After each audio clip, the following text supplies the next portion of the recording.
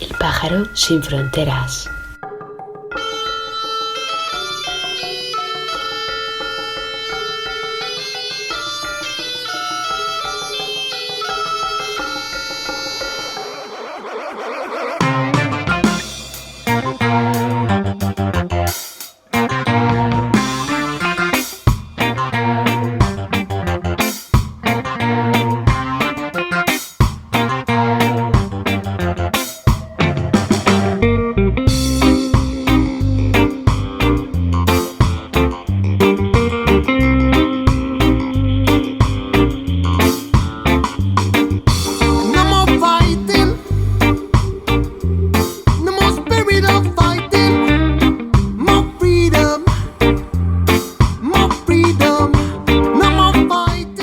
Saludos observadoras y observadores. Iniciamos el mes de mayo en el nido con un nuevo especial de El pájaro sin fronteras.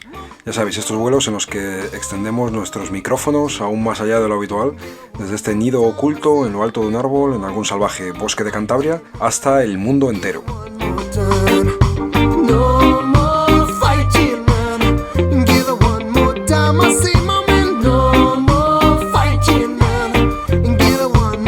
Hoy vamos a retomar un tema sobre el que ya estuvimos informándonos en el año 2020, para el cual volamos hasta la península de Yucatán, en México. Hoy hablamos en el nido de las resistencias ante el tren que no es maya. Hace casi 5 años entrevistamos a representantes de la Red de Resistencia y Rebeldía JO, también del Consejo Nacional Indígena en Quintana Roo y de la Asamblea en Defensa del Territorio Maya. Todos ellos colectivos en primera línea de lucha frente a los diversos megaproyectos en el sureste mexicano, entre ellos el mediáticamente denominado como Tren Maya, el cual de maya no tiene nada. En los últimos tiempos, desde el colectivo internacionalista de investigación Recherche AG, se ha venido denominando a este proyecto el Tren Alemán, dado que Deutsche Bahn, la empresa de ferrocarriles alemana, es una de las que ha participado y está participando en la construcción de este proyecto, y en este sentido realizaron una entrevista que se llamó A la mierda el tren alemán, y cuya charla de presentación está disponible en internet, en la que, entre otras interesantes informaciones, vemos cómo, además de Deutsche Bahn, en este proyecto están involucradas otras empresas, entre las cuales se encuentra también la española Renfe, junto a, por ejemplo, Alstom de Francia o Siemens. Para este vuelo hemos contactado con Mina Morsan, compañera de SOS Cenotes, una comunidad de habitantes de la región de Quintana Roo, en la península de Yucatán, que buscan proteger el gran acuífero que es la cuenca maya, así como la selva, la flora, la fauna y el patrimonio cultural y arqueológico amenazado por el tren maya. Con las informaciones que nos comparta Mina, nos podremos actualizar de la evolución del proyecto y las luchas de estos años, la situación en la actualidad y las perspectivas que se visualizan en el horizonte. Antes de entrar en materia, mandamos un saludo rebelde y un abrazo a las y los observadores y observadoras que nos seguís a través de las radios libres que remiten nuestros vuelos: Radio Topo en Zaragoza, Radio Espiritrompa en el Alto Aragón, Radio Bronca en Barcelona, Radio Almaina en Granada, Irola y Ratia en Bilbao, Radio Cuca en Oviedo, Radio Argallo en Cantabria, y recientemente nos llegó la información de que estos vuelos resuenan también en Valencia en Radio Mistelera, los jueves a las 2 de la tarde y los domingos de madrugada a las 2 de la mañana. Y extendemos también, como siempre, el saludo y el abrazo a quienes seguís nuestros vuelos a través de podcast.org, ya sabéis, podcast escrito con K, o desde nuestros portales de iVoox y YouTube. Y hecha esta pequeña introducción, vamos con un buen chute de flow para ir calentando motores y seguidamente conectaremos con Mina. Así que, observadoras y observadores, agarraros fuerte que comenzamos este vuelo sin fronteras. Mi abuelo a veces nos decían que el árbol es como una estrella de dos mundos. Lo que nos ilumina son los árboles, lo que nos dan aire es el árbol, lo que nos da el agua es las raíces del árbol. Si no hubiera árbol y naturaleza, no hay agua, no hay aire. Los abuelos nos enseñan desde chiquitos a compartir más que nada y respetar a la naturaleza.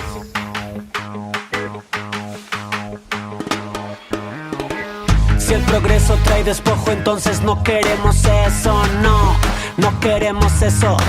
Si trae ecocidio y muerte, no queremos eso, no.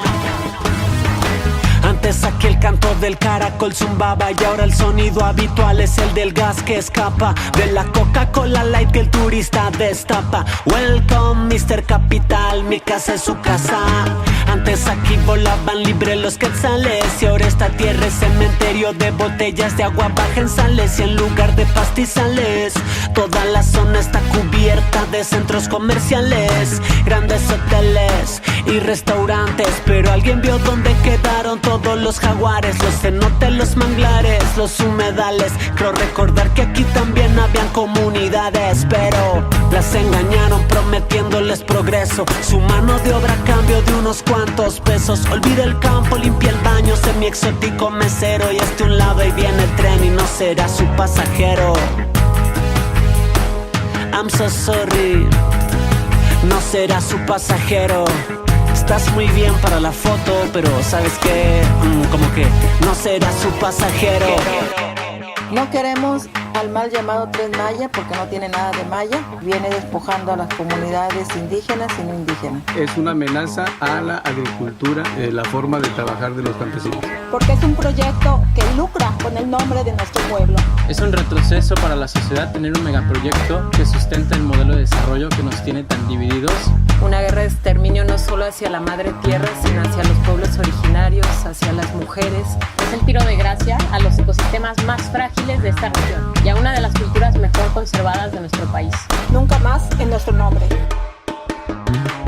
Lemasewalka jobo, guayanone, pushanon, kaktank oti kaklumone, tumenlekilich lumo, machak konik. Hola Mina, ¿qué tal? Buenas tardes, Dani. Pues buenas tardes y bueno, muchas gracias por acompañarnos hoy en el Nido del Pájaro Observador. Y en primer lugar, un poco por contextualizar, ¿en nombre de qué colectivo o de qué organización nos hablas? Soy parte de SOS Cenotes, un colectivo que está principalmente en la zona este de la península de Yucatán, en Quintana Roo, lo que ahora es Quintana Roo. Allí vivimos. Vale, un poco en el contexto del tema que vamos a hablar hoy, en enero del año 2020, en nuestro programa 45, estuvimos hablando con varias personas que estaban en lucha contra este megaproyecto que mediáticamente se venía denominando como el Tren Maya, que bueno, ya venís aclarando que de Maya no tiene nada. Y bueno, en aquel momento las obras apenas habían comenzado y las esperanzas que tenían estas personas, estos movimientos, de poder paralizar el proyecto eran bastante altas. ¿Nos puedes un poco hablar desde entonces, desde este año 2020 hasta la actualidad, qué ha venido sucediendo y en qué punto estamos ahora mismo? Sí, algo que diferencia el año 2020 de ahora es que en ese año todavía no se hacía del conocimiento público que era un proyecto pues encaminado hacia la militarización. Eso pasó en el 2022-2023, que aparece el ejército como de repente el personaje central. Entonces, sí, han cambiado muchísimas cosas desde entonces. En 2020 se ingresaron, bueno, no sé si la mayoría, pero una buena parte de los amparos, de los amparos legales que han habido, fueron del 2020 justamente. Con la pandemia empezaron a ser parte de las construcciones, lento pero, pues sobre todo lento pero ilegal, en varias partes de los 7 tramos, ¿no? De estos 5 estados que son Chiapas, Tabasco, Yucatán, Quintana Roo y Campeche, ¿no? Son 1,500 kilómetros de vías. Y en ese entonces sí se tenían muchas esperanzas porque era a todas luces un proyecto que no tenía razón de ser desde el derecho al medio ambiente sano y tampoco desde otros derechos humanos, ¿no? Como los derechos de los pueblos indígenas de ser consultados y tomados en cuenta en este proceso. Entonces, como fueron tantas las violaciones que se han dado desde entonces, pues sí, teníamos como mucha confianza en que siguiendo el camino legal, ese proyecto se iba a detener, ¿no? No contábamos con que este nuevo gobierno, este nuevo gobierno que ahora es el viejo gobierno, pero es el mismo gobierno al final, es el mismo partido, es la primera vez que en México gobierna la izquierda. No contábamos con esta como, pues sí, sesgo un poco autoritario, ¿no? De pues simplemente seguir los planes que tenían, sin importar que estuvieran violando pues una buena cantidad de leyes ambientales y de derechos humanos. Entonces, la esperanza de detener el proyecto que se tenía en un inicio, pues ha ido mutando también, ¿no? Se ha ido transformando, demandas se han ampliado, se han ingresado muchísimas nuevas demandas desde entonces. Ahorita hay alrededor de 60 amparos, o sea, que se han ingresado, más de 60. Algunos han sido desechados, otros siguen activos. Y bueno, de esa, algo que sabíamos era desde entonces que no era nada más el tren, ¿no? O sea, lo que se tenía que detener eran muchas otras cosas más que acompañan, impulsan y vienen detrás del tren también. Entonces, esa lucha sigue. Claro que modificada, ¿no? Pero hay bastantes luchas y cada vez más luchas colectivas en la península de Yucatán. Y lo que son en sí las propias obras del proyecto, ¿en qué punto podríamos decir que están ahora mismo? Pues está inaugurado, está concluida la parte de ingeniería civil. El término terminado es complicado, ¿no? Porque recordando que no hicieron los estudios que tenían que hacer, hay bastantes fallas y también bastantes puntos de riesgo, ¿no? Incluso el gobierno reconoció 11 puntos de riesgo de colapso en el tren desde el principio. O sea, de los pocos estudios que hicieron, uno mencionaba eso, ¿no? Que fue... bueno, 9 de estos puntos están en el tramo 5 Sur, sobre todo en la zona de Quintana Roo, que es esta zona donde justamente tenemos los cenotes, ¿no? Que son estas increíbles cavernas de agua y bueno, es la principal fuente de acceso al agua potable que hay en la península de Yucatán, es subterránea. Entonces, bueno, sí está terminado. Yo no creo que esté terminado del todo y creo que ha demostrado más bien, ¿no? Que siempre va a haber algo que repararle o algo que detener o algo que mejorarle precisamente por esta falta de seriedad en un proyecto tan importante, ¿no?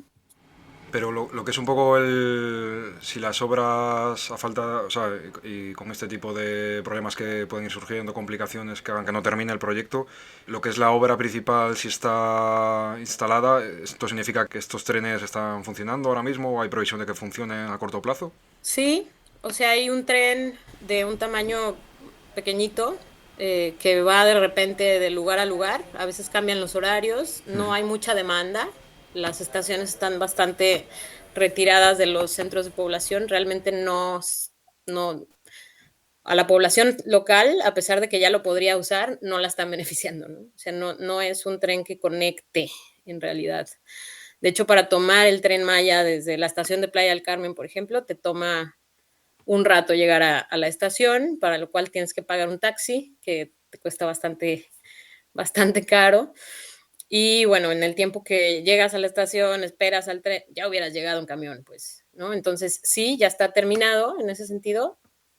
Útil, cuestionable, digamos. ¿Y desde qué fecha viene funcionando este tren? Han abierto por tramos. Han abierto, el último que inauguraron es el tramo 7, que va de Bacalar a Calakmul.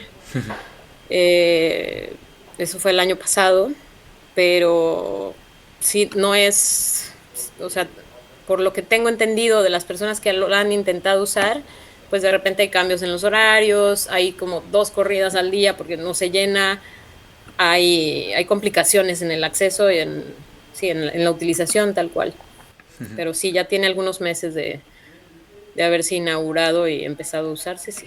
Y lo que es el uso, la población local no se está beneficiando, ¿no? Comentas que no lo está usando, podemos entender que se está usando para turismo, habíamos leído también que usos de transporte de mercancías, o qué usos se está teniendo, lo poco que se está utilizando ahora mismo.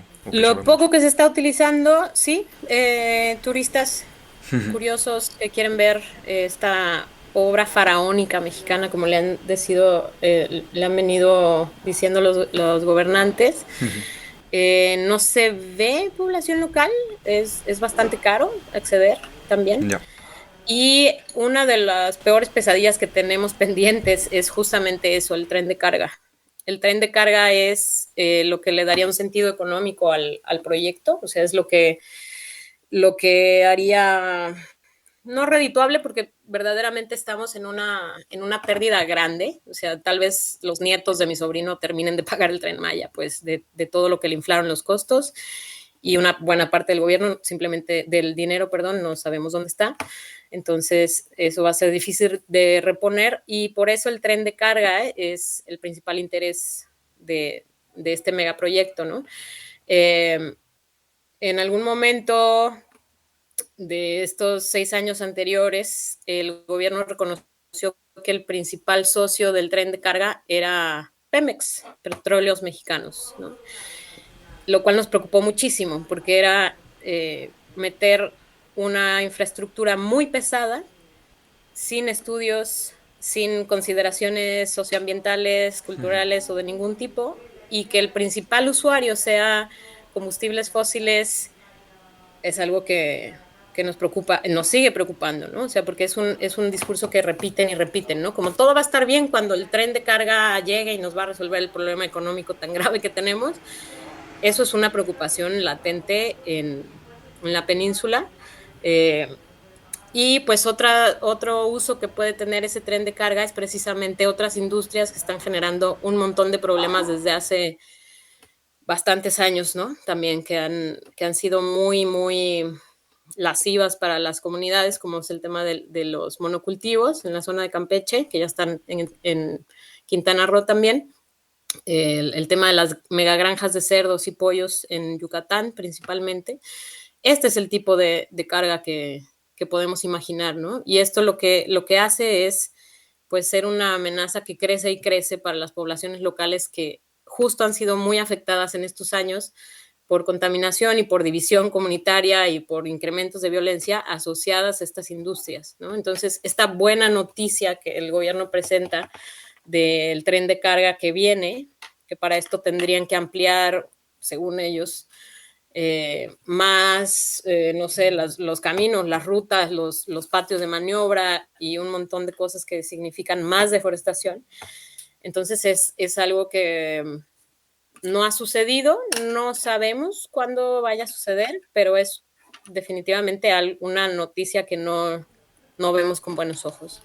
Entre estas industrias, estos megaproyectos que pueden verse reforzados, ¿no? por una infraestructura como esta que han construido o que están construyendo. También en un artículo de febrero del año pasado en la revista Pícara Magazine leíamos que hablabas también de la industria inmobiliaria, ¿no? El auge, cómo está siendo en este caso concreto a nivel de construcción de edificaciones para el turismo, ¿no? Entendemos. ¿Tienes ahí algún dato así que compartirnos? Un poco la evolución que pueda venir asociada a proyectos que estén saliendo al hilo justo de este propio proyecto del tren.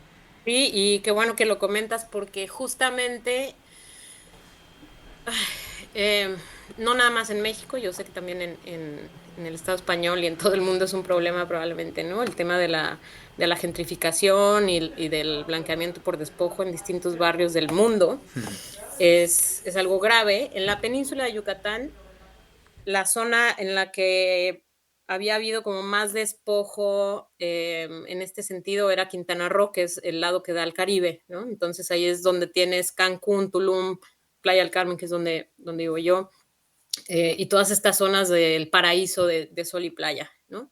Lo que está pasando ahora es que este fenómeno parasitario pues está creciendo, ¿no? Entonces ya tenemos esto, pero en esteroides ahora también en Campeche, en la costa de Campeche y en la costa de Yucatán.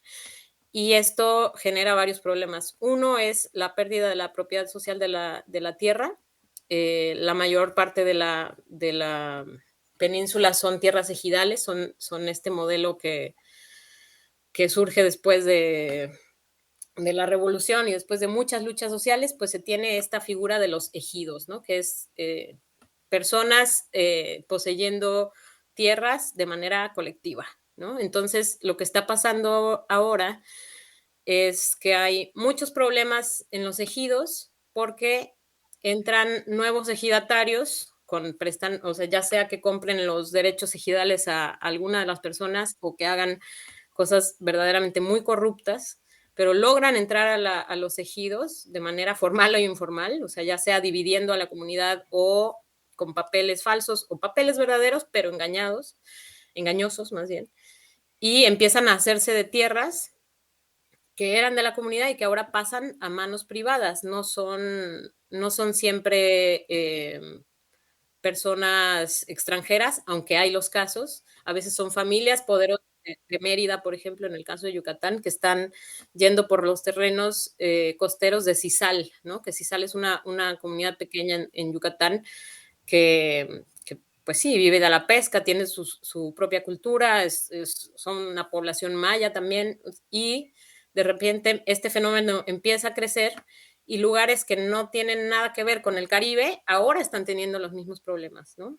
Y recordando que esto no es nada más un problema de despojo, sino que después vienen pues nuevos problemas, ¿no? O sea, las personas locales empiezan a ser pues extrañas, ¿no? O sea, porque no son fenómenos que llegan solitos, es un problema de, pues sí, de colonialismo moderno también, ¿no? O sea, de tener diseños desde arquitectónicos distintos, muy ineficientes en temas energéticos, ¿no? O sea, no tienen nada que ver las construcciones que están haciendo ahora con la casa tradicional maya, ¿no? O sea, absolutamente nada que ver. El tema de los consumos también, ¿no? O sea, de ser poblaciones pequeñas que tienen como sus consumos establecidos, pues empiezan a llegar personas, ya sea turistas o personas que se van a trabajar medio año, que viven en el frío medio año y el otro medio año se van a un lugar calientito en el paraíso mexicano. Otros consumos llegan también, ¿no? Entonces ahora también está habiendo muchos problemas de violencia, ¿no? Hay un incremento de violencia considerable en la península y también hay una criminalización muy fuerte que está habiendo ahorita, sobre todo en Yucatán. El incremento en la criminalización a los defensores y defensoras de la tierra está, o sea, fuera de control, ¿no? Y son pues estas familias poderosas asociándose con las policías locales, con las fiscalías, a veces incluso tienen permisos federales que presentan como papel comodín, ¿no? Llegan con violencia, llegan con grupos armados, y esto es un problema que va mucho más allá de la tenencia de la tierra, ¿no? Rompe con los lazos comunitarios y es muy difícil reconstruirlos y volver a tener pues sí, ese sentido de comunidad, ¿no? Cuando todo te lo están arrebatando, es como, sí, o sea, la península de Yucatán era un lugar donde pues sí, había cierta tranquilidad, ¿no? Era como un descanso del otro México lleno de narcotraficantes y violencia, ¿no? Y estas mismas dinámicas están apareciendo, acompañando a estos proyectos de desarrollo, ¿no? Entonces, claro que, pues sí, hay manera de asociar estas violencias, ¿no? Echemos abajo la estación de tren, echemos abajo la estación de tren, echemos abajo la estación de tren, echemos abajo la estación de tren, demoler, demoler, demoler, demoler, echemos abajo la estación de tren, demoler, demoler la estación de tren, demoler, demoler la estación de tren.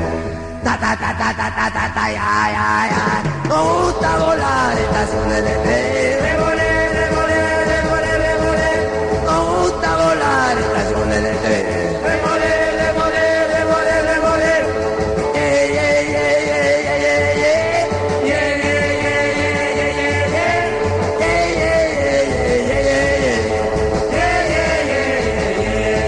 Demoler, demoler, demoler, demoler, demoler. En el artículo que he mencionado hablabas de que a la hora de las resistencias que se han venido articulando y a la hora de plantear el proyecto, las luchas contra el proyecto, que había habido distintas posturas. Principalmente, si entendí bien, ha habido una corriente que hablaba de mantener el proyecto, pero construirlo al lado de carreteras que ya existen, pero mantenerle, y luego las corrientes que hablan de que el problema es el proyecto en sí, independientemente de dónde se construya, y por eso la lucha es contra el proyecto en sí. ¿Es esto así? Y si es así, ¿cómo han sido estas discrepancias?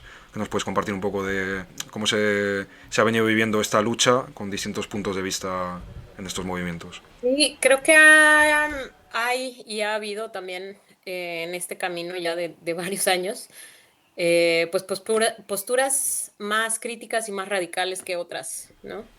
Y en ese sentido es que algunos grupos tal vez creían que siendo menos radicales, es decir, no pidiendo la cancelación total, sino el típico, sí hay que hacerlo, pero hacerlo bien, ¿no?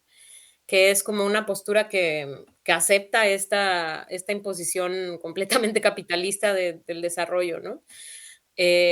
Intentaron negociar, intentaron hacer entender a las autoridades, intentaron llevarles información, porque muchas de estas personas están en círculos académicos o científicos, ¿no? Entonces, no eran activistas antes, ¿no? Simplemente tenían datos y les interesaba hacérselos llegar a quien pensaban que iba a escucharles, ¿no?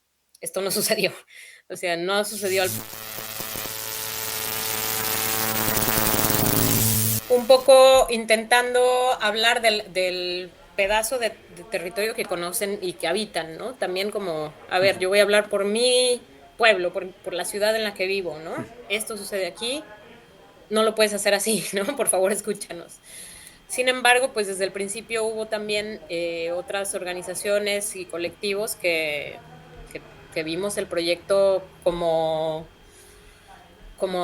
en total pues sí, un proyecto de despojo capitalista, ¿no? Y un proyecto de desarrollo neoliberal, pues muy cargado de malas señales, ¿no? O sea, ya luego se le fueron agregando capas como el tema de la militarización. Pero esta percepción que había de hay que volver a ponerlo en la carretera, que hay personas que siguen apelando a ello, ¿eh? O sea, como, ¿por qué no lo hicieron en la carretera? Todo sería mejor, ¿no? Sin embargo, dejan de lado que no estamos hablando de un tren, ¿no? Se llama Tren Maya, pero no es un proyecto de transporte ferroviario, pues es un proyecto de reordenamiento territorial del territorio al que no habían podido entrar de esa manera nunca antes, ¿no? O sea, no pudieron entrar ni siquiera durante de la conquista, ¿no? O sea, es un proceso que durante más de 500 años no se pudo hacer hasta este momento de esta forma, ¿no? O sea, con una narrativa muy engañosa, con mucha violencia de por medio, con mucha división de las comunidades, y ahora creo que quizá estas personas que antes apelaban a solo volver a ponerlo en la carretera, ahora pueden ver todas estas aristas, ¿no? No sé qué tanto vayan a...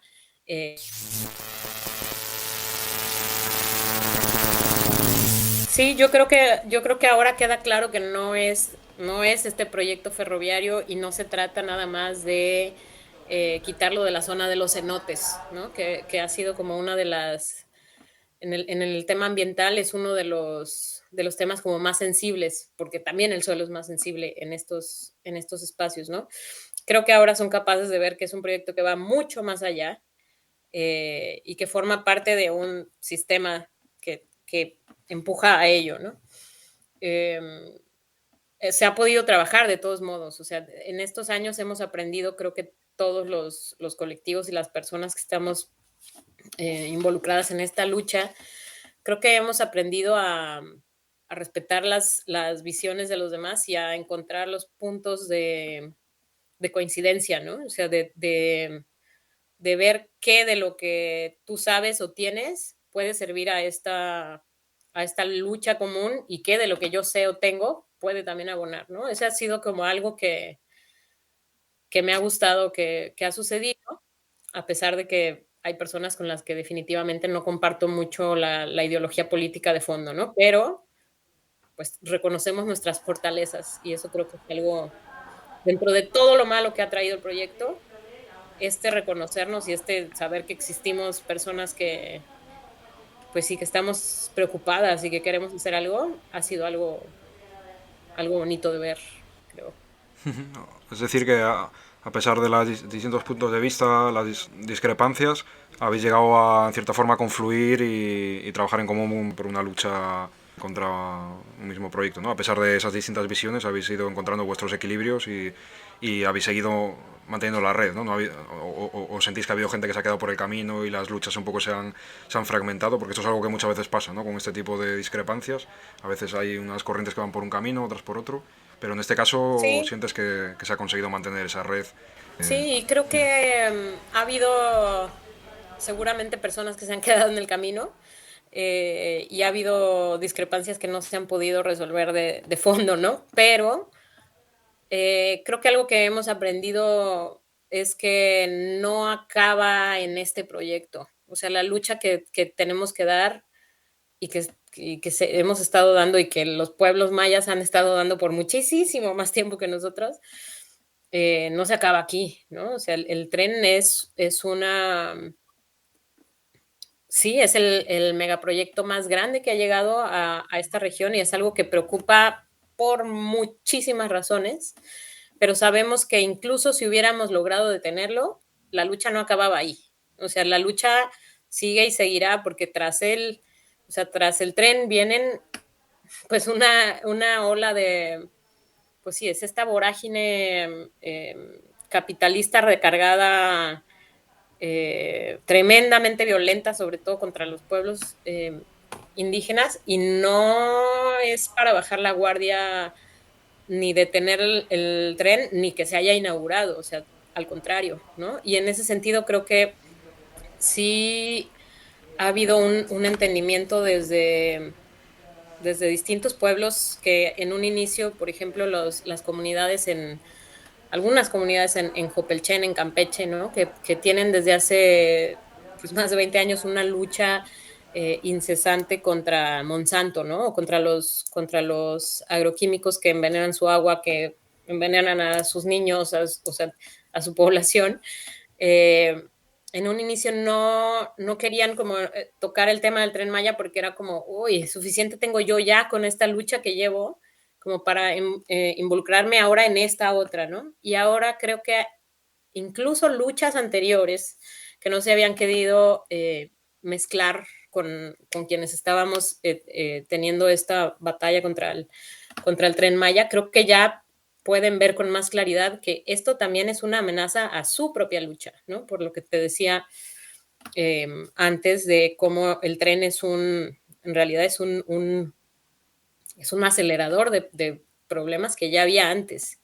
Trae unos nuevos, ¿no? Sí, pero es sobre todo un acelerador de previos y de industrias que no son para nada un buen augurio para ese territorio.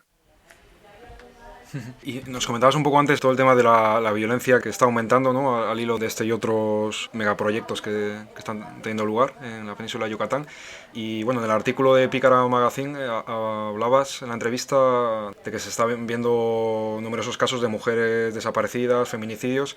¿Nos puedes contar un poco también esta relación? Que bueno, creo que tiene que un poco que ver también con esta militarización que ya has mencionado, pero un poco hay por focalizarlo en este tema que también destacabas en la entrevista. Sí, a ver, México tiene un problema bastante fuerte, ¿no? En el tema de la violencia contra las mujeres y de la violencia de género. La península de Yucatán obviamente no es que estuviera libre de este problema, ¿no? O sea, no era como que, ay, nunca pasa nada, sino que los números eran mucho menos altos que en otros lugares. Algo que ha pasado en estos años es que lugares como Quintana Roo, por ejemplo, que sí que tienen números altos porque también hay este tema de ser un destino turístico de sol y playa y de consumo, de fiesta, de muchas cosas que llevan a consumos de drogas, sí, o sea, es un estilo de vida muy específico ahí, ¿no? Obviamente también no todos son drogas y fiesta, ¿no? O sea, hay muchas organizaciones ambientales, etcétera. Pero el consumo turístico va a enfiestarse, ¿no? Y esto tiene repercusiones sociales también, ¿no? Y lo que ha estado cambiando, y estos son, tal vez no lo puedo encontrar ahorita en internet si lo busco de cómo ha aumentado la violencia por el Tren Maya, ¿no? No va a salir jamás así en el buscador la información, pero lo que sabemos es que comunidades que no tenían estos problemas o que no los tenían de esta forma, pueblos como Bacalar, pueblos como Felipe Carrillo Puerto, nuestros compañeros y compañeras de esas comunidades, Calakmul, o sea, el pueblo de Xpujil, con esta militarización que ahí fue donde más fuerte se ha visto, es donde más fuerte se ha visto. Ahí sí las personas reportan estos cambios, ¿no? O sea, personas desaparecidas cada vez más cercanas a ellos, ¿no? A ellas. El tema de los pagos, por ejemplo, para los ejidatarios, que a veces era de unas formas muy extrañas, o sea, trajo mucha violencia el megaproyecto, pero en temas como esto de los pagos, o sea, hay ejidatarios desaparecidos, hay ejidatarios asesinados, hay una situación ahí que no puedes ver de manera separada al proyecto, ¿no? El tema con las mujeres también es que sí, la militarización es de por sí un montón de hombres agrupados con un montón de armas, ¿no? En el caso de México, también sabemos que pues el ejército tiene su historial, en relación con todos estos grupos del crimen organizado y con todas estas organizaciones criminales, pues en general.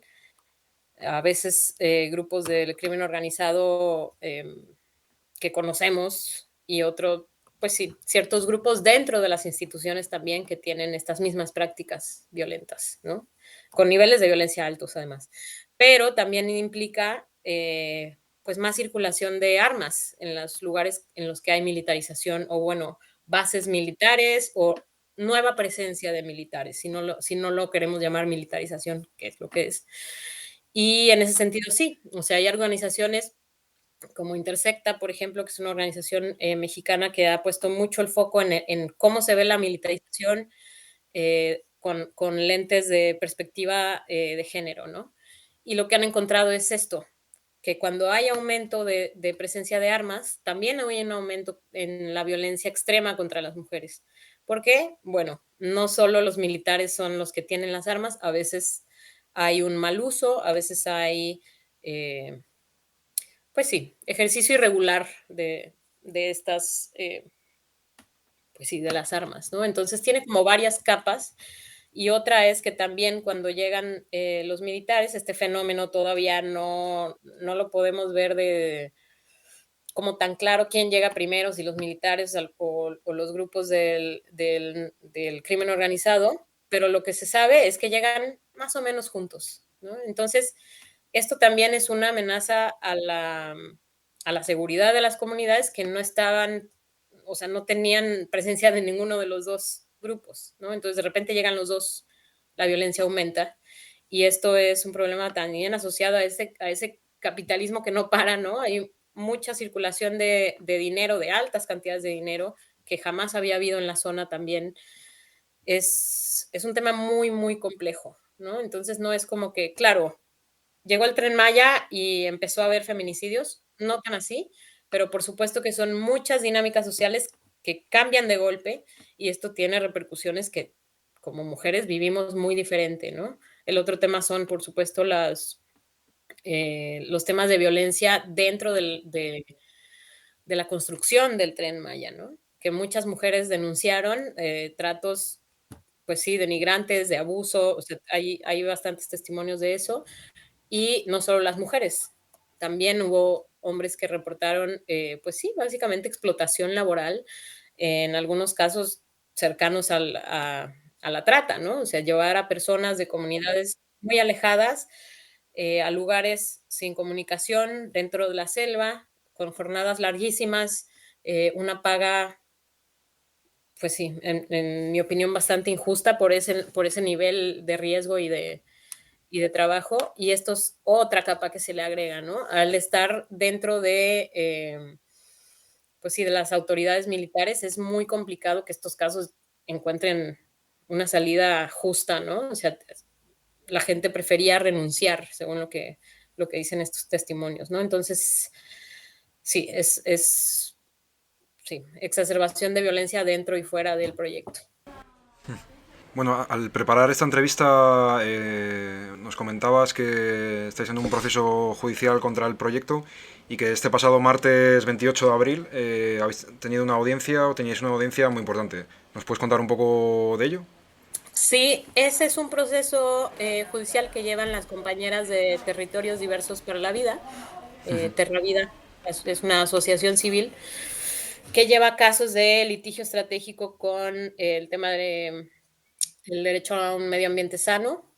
Ellas han metido varios amparos, pero hay uno en particular que ingresaron en el 2020 y a diferencia de otros amparos que han ingresado otras comunidades, personas, estudios, centros de derechos humanos, etcétera, a diferencia de otros, este tiene el componente especial de que no dividió por tramos, como hicieron muy astutamente el FONATUR, que es el Fomento Nacional de Fomento al Turismo, que ya ellos antes encabezaban el megaproyecto Tren Maya, desapareciendo la jugada, ahora lo lleva los militares, la Secretaría de Defensa Nacional, y dividieron el proyecto por tramo.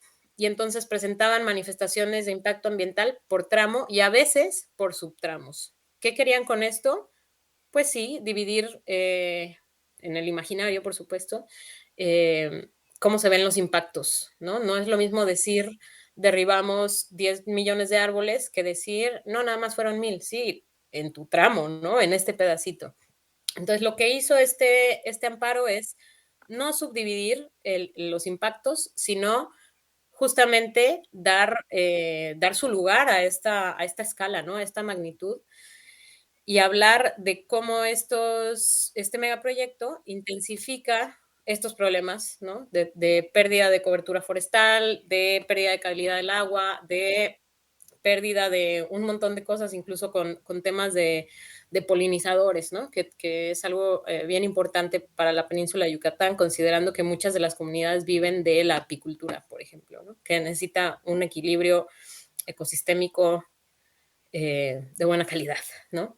Entonces ingresaron este amparo en 2020, la Semarnat ha venido dando largas y ha venido encontrando artimañas muy creativas, debo decir, en algunas veces, para no reconocer los impactos y no solo eso, sino que alargar este proceso de justicia, ¿no? O sea, lo han convertido en un proceso de injusticia temporal fuerte.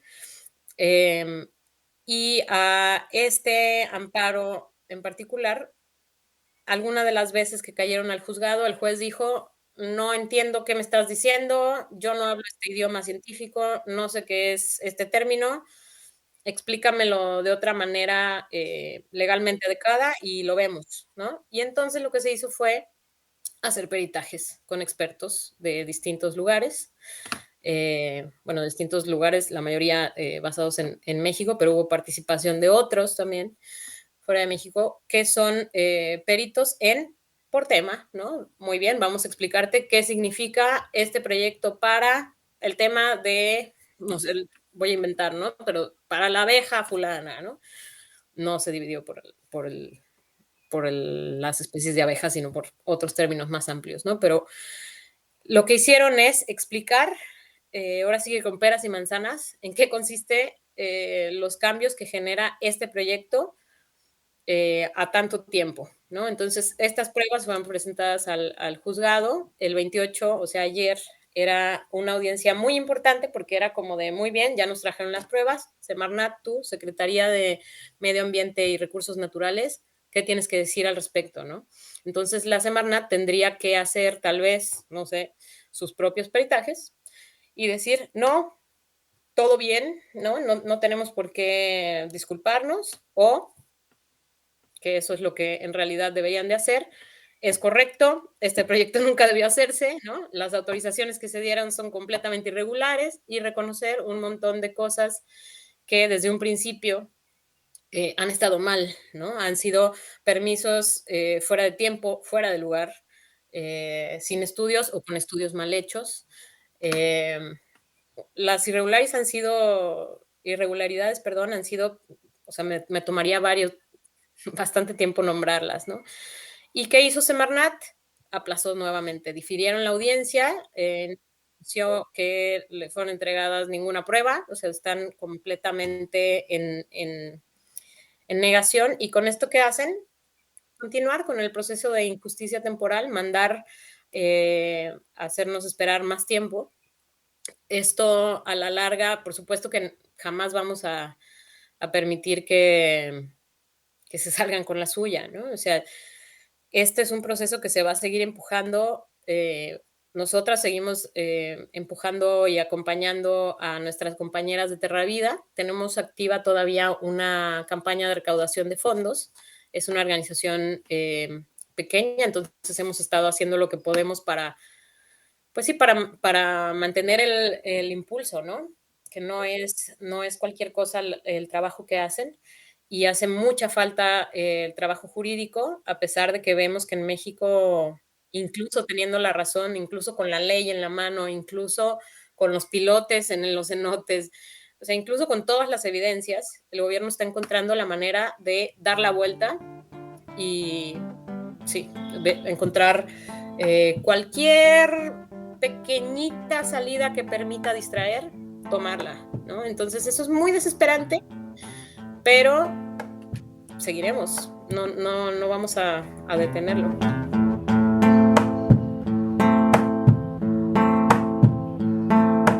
A mí no me asará su pistola. Yo también. Bueno, este espacio lo grabamos en Cantabria, un territorio del norte del Estado español, y aquí estamos ante luchas contra diversos megaproyectos, entre ellos megaproyectos energéticos. Y bueno, parte de lo que has comentado nos rima mucho con lo que se viene haciendo aquí y con lo que se viene denunciando. Demuestra que el modus operandi de las empresas tiene muchas similitudes, ¿no? Independientemente del territorio en el que estemos. En este caso, en cuanto a lo que comentabas de la fragmentación de los impactos ambientales a la hora de presentar los proyectos, aquí en concreto con el tema de los polígonos eólicos, que nos gusta llamarlos no parques eólicos, sino polígonos, porque son polígonos industriales. Es un tema que se viene alegando, denunciando por la vía judicial administrativa, de manera mediática, y luego hay argumentos que han servido para algunos proyectos en concreto paralizarlos por motivos que tienen que ver claramente más con lo político que con los motivos ambientales, sociales, y esos mismos argumentos, que rima también un poco con lo último que estabas comentando, en otros proyectos que están siguiendo adelante y alguno ya está en construcción por estos territorios, no están sirviendo para pararlos. Entonces son elementos que riman mucho, y me estaba acordando ahora cuando estabas comentándonos esto, y también un poco antes cuando hablabas de cómo habéis las redes que estáis tejiendo con personas que están movilizadas, por ejemplo, contra el tema de los agroquímicos, Monsanto has mencionado, diversas luchas, ¿no?, del territorio que pueda haber, cómo la gente también se va dando cuenta de la importancia de que no es parar este proyecto, que es muy importante, pero es una lucha contra el modelo del capitalismo, que hoy es un tren, en paralelo puede ser o es, ¿no?, pues la industria inmobiliaria, las macrogranjas porcinas que has comentado, megaproyectos energéticos, etcétera. Y en ese sentido, hace poco hablamos en este programa con un compañero, Carlos Tornel, que nos estuvo hablando de mucho del istmo de Tehuantepec y los megaproyectos eólicos que hay por allí, y dio una charla aquí en Cantabria, en La Vorágine, de manera telemática, y bueno, había varios conceptos que me parecieron muy interesantes y que creo que es bueno volver a sacar en este caso y utilizarlos frecuentemente, porque en mi opinión ayuda mucho a tejer esas redes, no solo a nivel del territorio más cercano, sino a nivel internacional. Y por ejemplo, uno de ellos era una frase que comentaba de que hay más que el norte y el sur global, encaja más hablar de hay nortes en los sures y los sures en los nortes, en el sentido de que estas estrategias, por ejemplo aquí la empresa que está construyendo un megaproyecto eólico es Iberdrola, que es una empresa oficialmente del Estado español, que tendrá sus paraísos fiscales los conocemos. No vamos a entrar, pero justo en ese sentido nos comentó un proyecto en el istmo de Tehuantepec, al menos uno, si no eran varios, que justo está hecho por Iberdrola, ¿no? Al final es las mismas estrategias y en muchos casos las mismas empresas, ¿no?, transnacionales que... Entonces, y un mensaje que hablamos mucho con él y bueno, que me rimaba mucho con lo que estabas comentando, es tener esta mentalidad un poco incluso global, ¿no? De una lucha que es contra el modelo capitalista, que con los matices de cada territorio hay muchas cosas que se repiten, y el modus operandi desde luego es en muchos casos y en muchos aspectos muy parecido. Ya has comentado varias cosas que gente que nos pueda escuchar este programa desde territorios como menciono Cantabria porque es donde hacemos este espacio y lo que conocemos más de cerca, pero otros territorios del Estado español también hemos contactado y contactaremos, y son también cosas muy similares. Entonces, resonarán. Y bueno, y en este sentido, y ya un poco cerrando la entrevista, pensando un poco en luchas como esta que estáis teniendo contra este tren y otras que has mencionado, comentabas en la entrevista en Pícara Magazine que algo como que suena a realismo mágico, pero parece que la selva está resistiendo.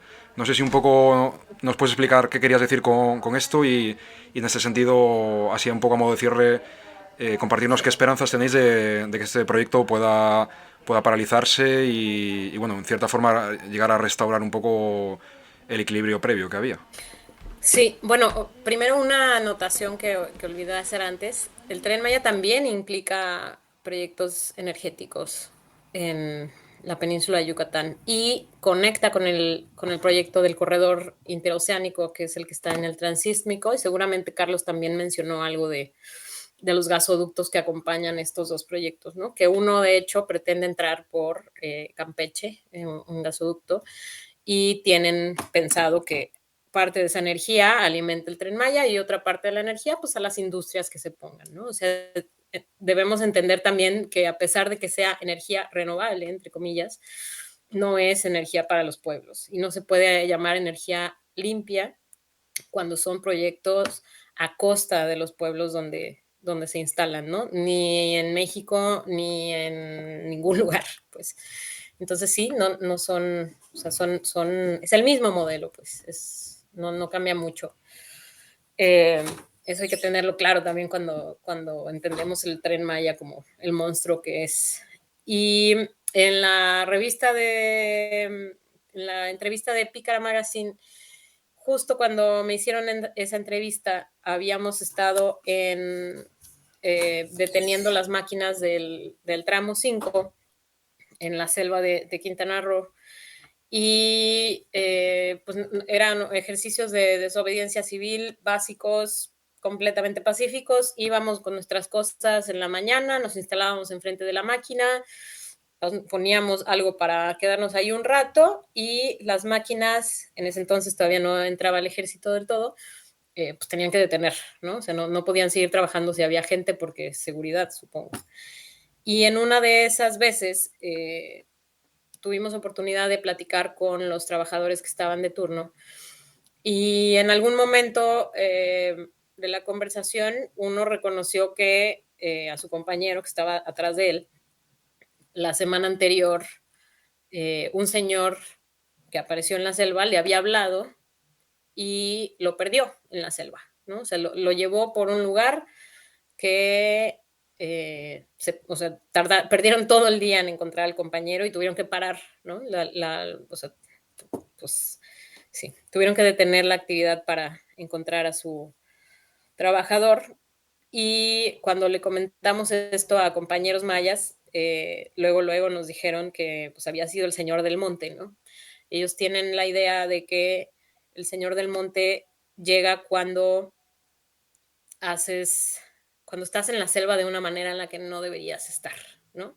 Y entonces el Señor del Monte, que es esta presencia, ¿no? que está apareciendo en esos momentos, te pierde, y su intención es pues sacarte de ahí. Básicamente es un no eres bienvenido, ¿no? Y entonces cuando nos contaron eso estos trabajadores, y después lo compartimos con otras personas que habían estado en otros tramos, pues también en otros tramos sucedió, ¿no? Entonces para mí era pues sí, una señal de que también la selva estaba poniendo de su parte. Otra cosa que pasó, todo esto me da mucha pena porque es justamente afecta a los que menos poder tenían en el proyecto, ¿no? Los trabajadores. El último eslabón de la cadena de producción capitalista, sobre ellos cayó, ¿no? Pero también muchos trabajadores se infectaron con con piquetes de mosca chiclera, entonces perdían días, abarrotaban los hospitales de las comunidades. O sea, fueron procesos como, sí, de la misma selva haciendo lo que, existiendo básicamente, pero pues sí, impactando de alguna manera el desarrollo del proyecto, ¿no? Y personalmente, aquí yo no puedo hablar a nombre de nadie más que yo, y haciendo las conjeturas de, por ejemplo, los testimonios del ingeniero que estuvo a cargo del tramo 5, que es donde están la mayor parte de los cenotes, cuando nos explicó cómo, bueno, cuando explicó más bien a la prensa cómo para hacer estos estudios de los pilotes que metieron en este tramo, hubieran tenido que hacer un estudio por pilote, ¿no? Porque este suelo kárstico, que es como un queso gruyere, tú crees que ya llegaste al fondo del terreno, pero no, en realidad ahí puede haber una cueva que además traiga otra capa más abajo y otra, o sea, es una bomba de tiempo el Tren Maya, ¿no?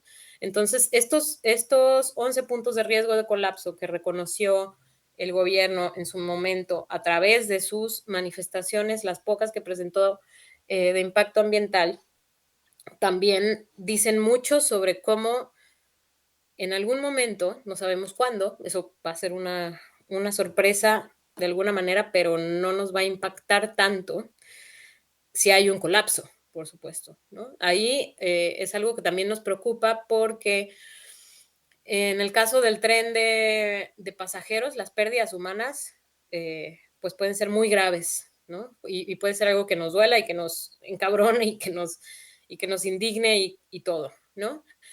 Y en el caso de si alguna vez llega y lo inauguran y lo usan como pensaban, que es 80% Pemex, ¿qué pasaría si uno de estos colapsos sucede con 50 toneladas de combustibles fósiles de carga, ¿no? O sea, que ahí,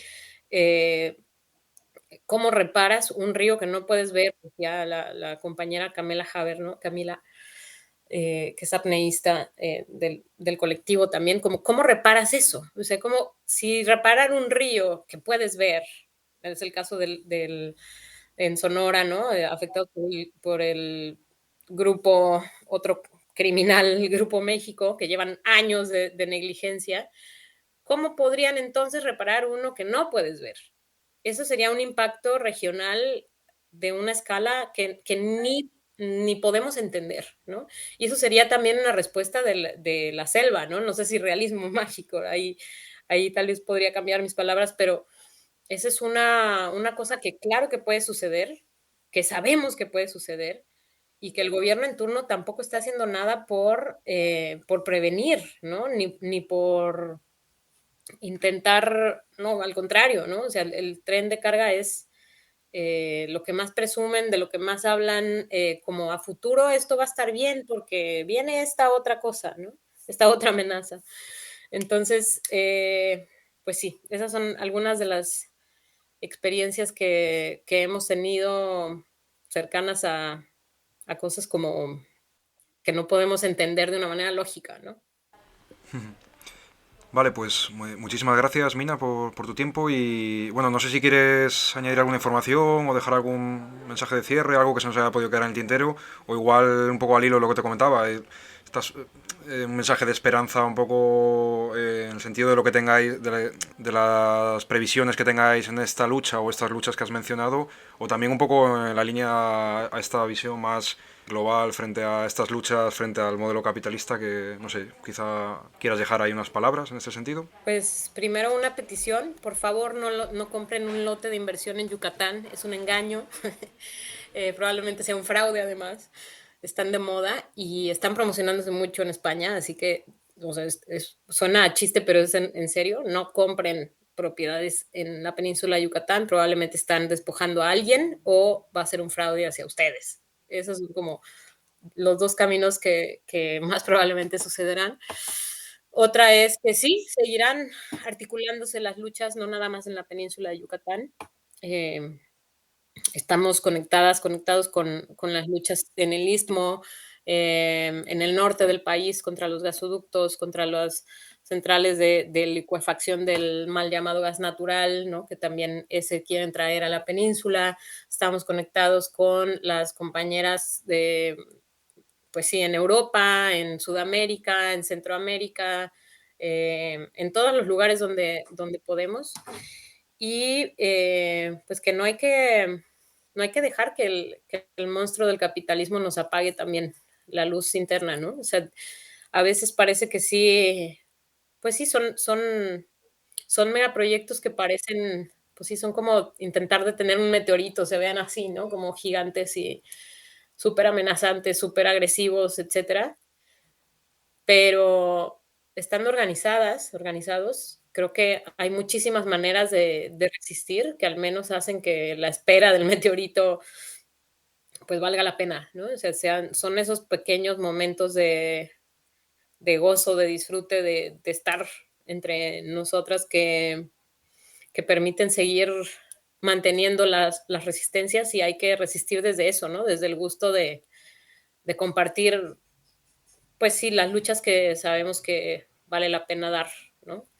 Y en el caso de, pues sí, lo que nos han enseñado también los pueblos indígenas en México, y bueno, en lo que ahora se le llama México, pues, ¿no? Pues sí, la lucha es por la vida, ¿no? Entonces, teniendo eso al centro, podemos seguir adelante, pero sin perder de vista que no va a ser una lucha cortita ni suavecita, ¿no? Entonces tenemos que buscar esos momentos para recargarnos y hacerlo con gozo también. Vale, pues muchísimas gracias por tu tiempo, por tus palabras, Mina, y nada, mucho ánimo en estas luchas y resistencias que estás llevando a cabo. Gracias, Dani, mucho gusto también. Suerte allá.